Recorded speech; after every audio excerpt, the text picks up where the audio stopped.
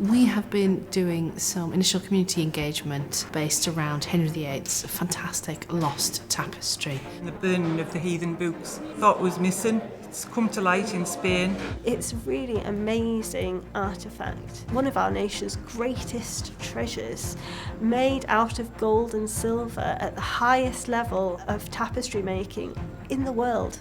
Spain is saying it can go to a good home if there's a good home out there, and we're hoping that good home can be in Bishop Auckland in our Faith Museum.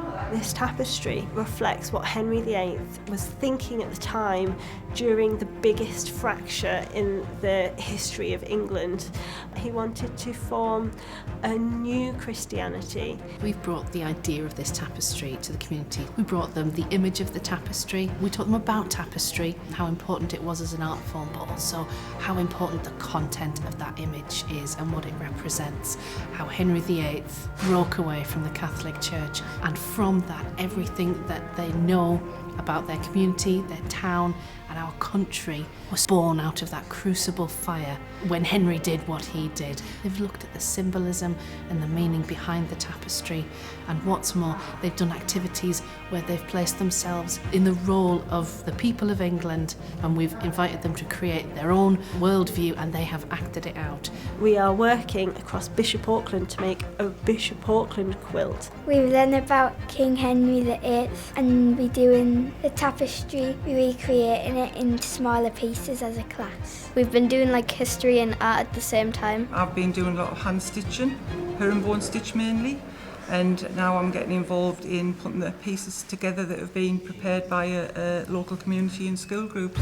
It's a really amazing thing for them to get together as a community and be part of something bigger. We've seen tapestry weavers taking inspiration and putting their own twist on it. We've seen textile artists creating community-led pieces which have brought the tapestry to life and put it in a 21st century context.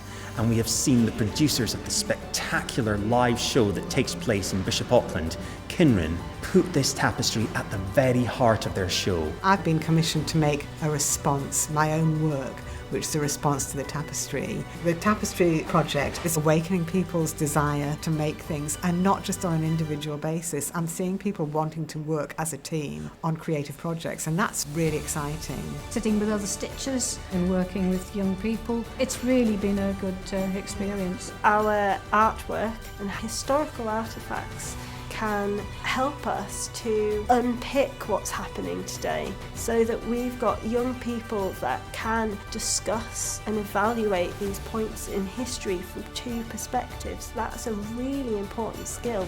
I always thought that in England there wasn't a lot, but then when we learn about history in the past, it makes me feel like there's so much more in England. We need a fairer distribution of our cultural heritage across the country, and that's why it needs to come to Bishop Auckland, because these guys want to see it, they need to see it, and they need to have that fair and equal access to those resources. Museums are not close to us, they're not in our area, so having something in walking distance to them is just a luxury that they need, they deserve.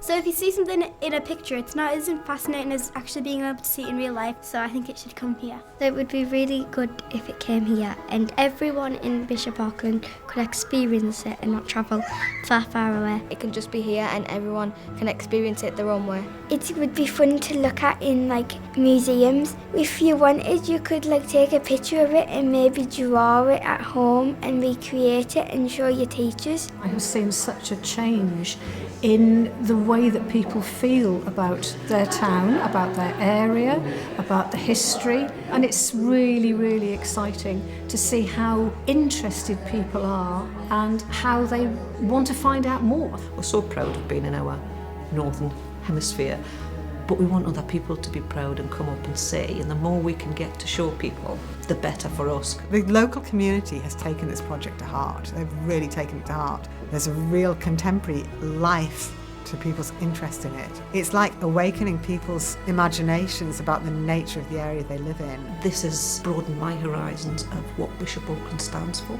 It has brought a lot of people to the local area from outside all over the place. And the history behind such a small little place in the northeast is just fantastic. People should just come and see and for the younger generation to be involved, to understand what they've got on their own doorstep before they fly the nest and go elsewhere. And for us that are still here, we can still teach people. We talk to local people and they have so much history that we didn't even know, and being part of this local community is just, it makes you feel really proud. And we want to have it in this town because this town sits in the heart of Britain, and we want everyone to be able to come and enjoy it, to feel proud of it, to feel inspired by it, and to be informed by it. We want to throw our arms open and say to people, you are welcome here, and you're welcome here because you are part of the story. Those young people